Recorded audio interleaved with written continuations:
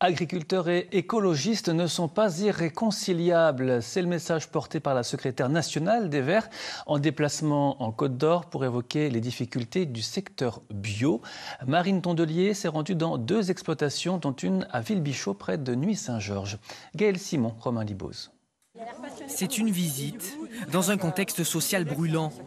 La chef de file des Verts dans une ferme, alors que certains agriculteurs réclament la suspension des normes européennes sur l'environnement.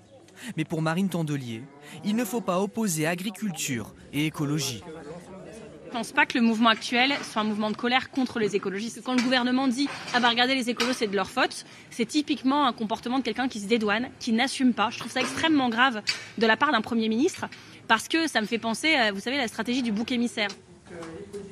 La patronne d'Europe Écologie Les Verts arrivait à 9h30.